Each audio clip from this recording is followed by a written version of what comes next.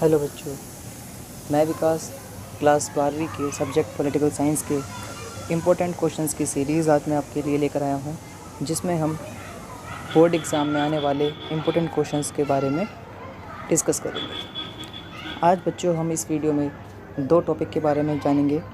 उसमें से फर्स्ट है नव अंतर्राष्ट्रीय आर्थिक व्यवस्था और सेकंड है अंगटन रिपोर्ट 1972।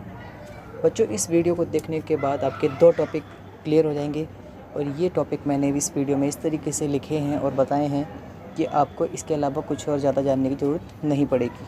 आप इसको डायरेक्ट एग्ज़ाम में लिख देंगे, आपके नंबर अच्छे आ जाएंगे।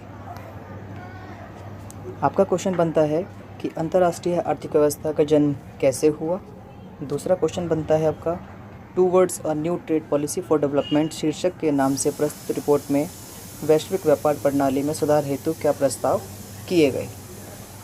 यही दूसरा क्वेश्चन बच्चों इस तरीके से भी आ सकता है कि अंगटन रिपोर्ट 1972 के बारे में बताइए।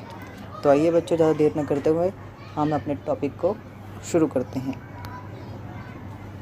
इसका आंसर आप इस तरीके से लिखेंगे, जिस तरीके से बच्चों मैंने इस वीडियो में बताया है, पॉइंट टू पॉइंट लिखा है, इसी तरीके से आपको अपने बोर्ड की आंसर शीट पर लिखना है, ठीक है। और बच्चों, गारंटीड आपके नंबर नहीं कटेंगे और आपके नंबर अच्छे आएंगे, ठीक है।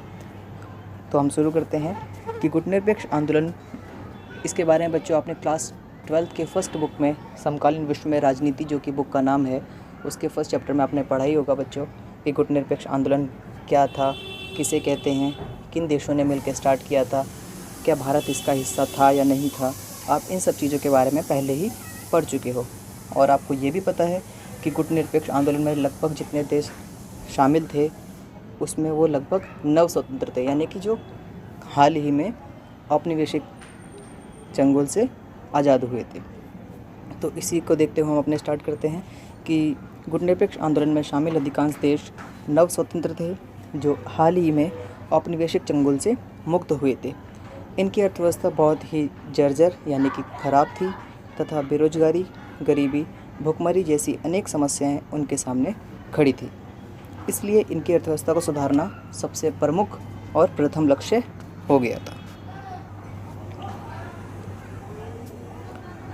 गुटनिरपेक्ष आंदोलन का लक्ष्य मात्र शीत युद्ध के दौरान दोनों महाशक्तियों के बीच, दोनों महाशक्ति मतलब सोवियत संघ और संयुक्त राज्य अमेरिका के बीच मध्यस्थता करना नहीं था, बल्कि अपने देशों का आर्थिक विकास करने के साथ साथ जनता को गरीबी, बेरोजगारी, भुखमरी, अकाल जैसी समस्याओं से उबारकर देश को सम्मानजनक स्थान दिलवाना भी इस आंदोलन का प्रमुख लक्ष्य था।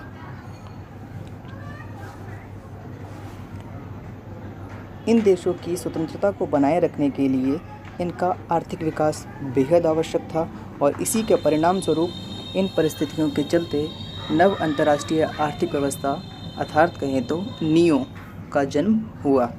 बच्चों, नियो यहाँ पर आपका 1 नंबर का क्वेश्चन बोर्ड में फुल फॉर्म के रूप में भी आ सकता है कि इसके बारे में इसका पूर्ण नाम लिखें या फिर इसकी फुल फॉर्म बताइए। तो नियो की फुल फॉर्म है न्यू इंटरनेशनल इकोनॉमिक ऑर्डर। तो इस तरीके से हमारा फर्स्ट क्वेश्चन का आंसर हमारा कंप्लीट हो जाता है। अब यहीं से अब हम दूसरे क्वेश्चन की शुरुआत करते हैं उसके आंसर की।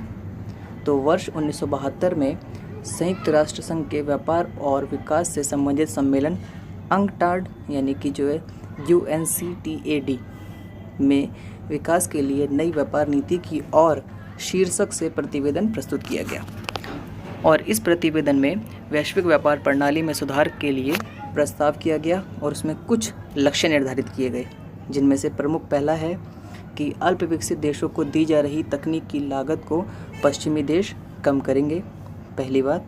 दूसरा आता है कि अंतर्राष्ट्रीय आर्थिक संस्थानों में अल्प विकसित देशों को महत्वपूर्ण भूमिका दी जाएगी, दूसरी बात। तीसरी बात आती है हमारी कि अल्प विकसित देशों को अपने उन संसाधनों पर नियंत्रण करना होगा जिनका दोहन पश्चिमी देश के विकसित देश करते हैं।